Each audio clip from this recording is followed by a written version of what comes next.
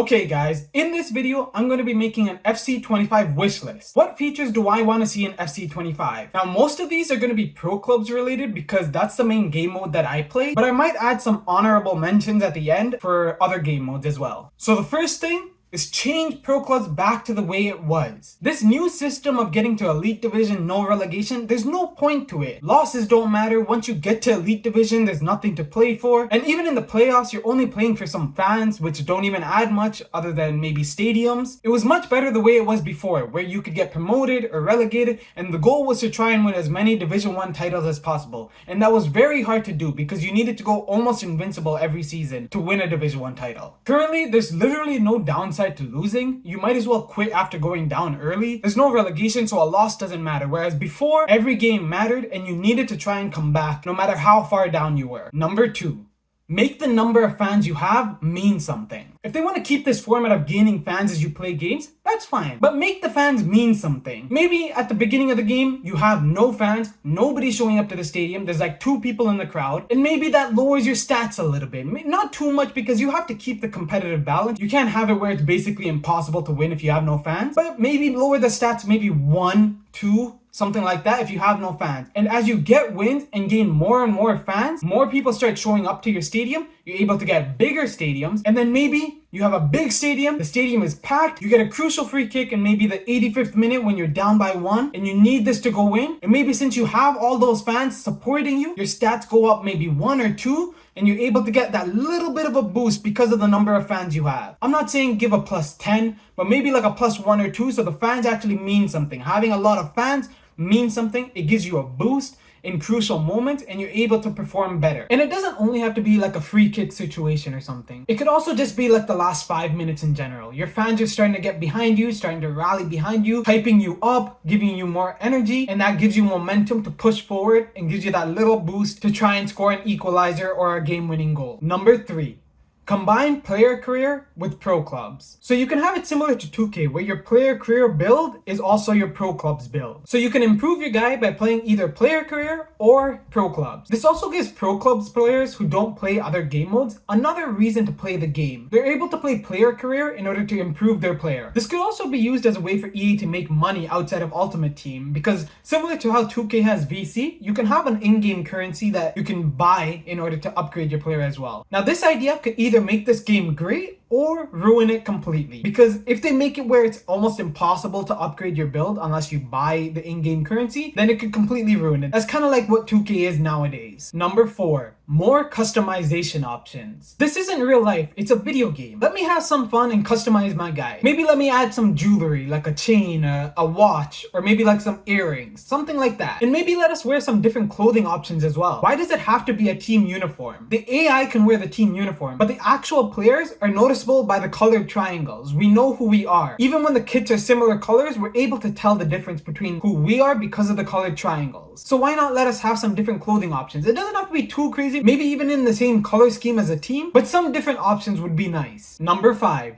Roster/kit sharing. Allow us to customize squads, kits, stadiums, things like that, and post it on a database where other people can download it. I can't even count the number of times one of my friends has spent like 30 minutes customizing a kit just for it to turn out to be completely garbage. With this, we would be able to download somebody else's kit that they posted on the database. It would be nice if they could allow us to put like custom pictures and logos on our stuff, but 2K did have an issue back in like 2K18 where they had this system and people were putting pictures of like naked girls and things like that. So I can understand why you would want to stay away from that, but at least allow people to take the current customization options and upload their custom kits onto the database where I can download it or whoever can download it. The custom squads can be used for like manager career where maybe a player like Endrick who isn't in the game, somebody can create him, post that squad on the database, and then I can download it and use Endrick in my career mode. Or transfers or player upgrades that haven't been updated yet by EA, people can do it themselves, post it on the database, and then I'm able to download that. Number 6.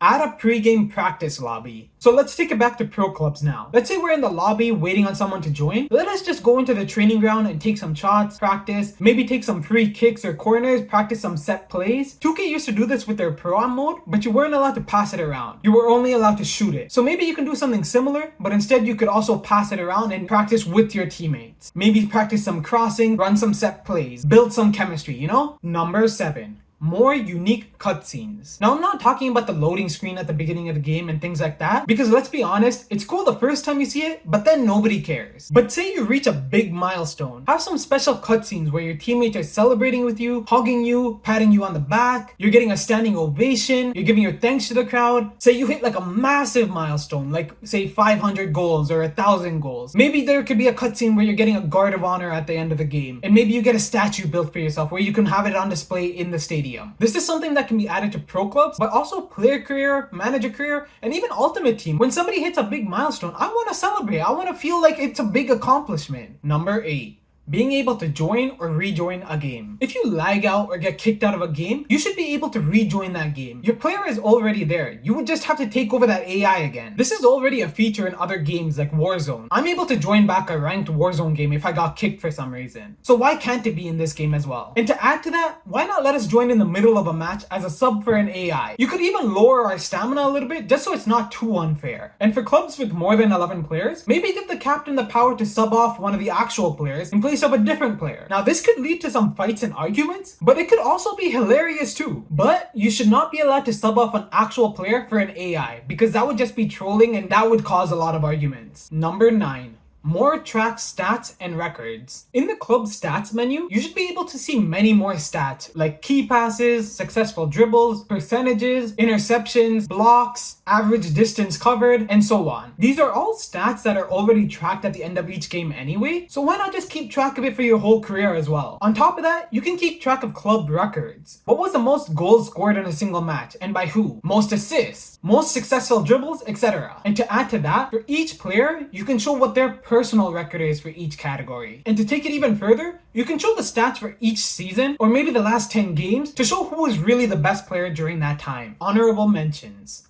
In player career, make it so that contract objectives aren't the end-all be-all. I had a situation where I was playing for Chelsea, I scored like 35 goals, broke the Premier League record, won an FA Cup, Carabao Cup, got them to second place in the league. I did pretty much everything possible. I was clearly the best player in the league. I won player of the season, but I got injured, and because I didn't get 2 outside the box goals, they forced me to either be sold or go on loan. That's absolutely ridiculous because I was clearly the best player. I won player of the season for the Premier League. I was the best player on the team. I broke Premier League records. That should be enough to warrant another season at that club. Contract objectives can be used to negotiate the salaries maybe, but it shouldn't be if you don't hit this, you can't remain at the club. That's absolutely ridiculous. There's different factors that go into that as well. And some of the objectives were ridiculous because they wouldn't work anyway. Like top corner goals, I believe it was impossible to get that. In Ultimate Team, stop releasing so many promo cards. The game has gotten ridiculous. No card is worth anything anymore. Before, if you packed a team of the season or team of the year or some special card, it was an absolute miracle and that would become the focal point of your squad. But now they release new special cards every week and they're always better and better. So once you pack a special card, within a month, it's completely useless and outdated. They literally made a mistake where they gave away free team of the year Messi cards at some point, and it wasn't even a big deal because within a month, the team of the year cards weren't even that great. They weren't the best cards in the game if we're being honest. And they didn't take away that card because of that. I'll be honest, I used to be a big Ultimate Team player back in like FIFA 15 to like FIFA 19 days. But nowadays, I don't really like playing Ultimate Team. You don't get the same excitement when you pack a good player. You could pack a 93 team of the season, but it's not the top of the top, so you're never even going to use it. And you don't even get excited for it. It's just another card. These constant new promotions have just gotten rid of the excitement of Ultimate Team. At least for me. Maybe it's different for other people. And finally, number 10. The ability to have different formations when attacking and defending. Okay, now I won't lie, this one isn't that big of a deal, but I needed a 10th one, and this is the best I could come up with. Let me explain. Now I know there's custom tactics where you can change the formation when you want to play an attacking or defensive style, and there's player instructions where you can tell each player what you want them to do on the pitch, but I'm talking about within the flow of the game. Different tactics when you have the ball versus when you don't. See, when you attack, you want to have a 4 at the back formation, but when you defend, you want to have a 5 at the back formation, where one of your midfielders drops back into a center back position and your other midfielders drop deeper into more defensive positions as well. Or maybe you want one of your fullbacks to invert and become a midfielder when you attack and the rest of your defensive line shifts over. Kind of like what Kukurea did in the second half of the season. This could all be happening within the flow of the game. Different tactics and positioning when you have the ball and when you don't. So say it's your throw-in or goal kick, you're lined up differently than when the opponents have a throw-in or goal kick. And those are the 10 features that I would add into FC25 Pro Clubs. If there's anything I missed, go ahead and comment it down below. And also, if there's any features that you guys would like to add, or any changes that you'd make to my ideas, go ahead and comment that down below as well. But other than that, that's the end of this video. Thank you very much for watching. If you enjoyed this video, go ahead and leave a like, subscribe, turn on notifications, and also comment down below. Like I said, what features would you add? What changes would you make to my ideas? Go ahead and comment it down below. I'll be there in the comment section with you guys if anybody comments. And yeah, take care.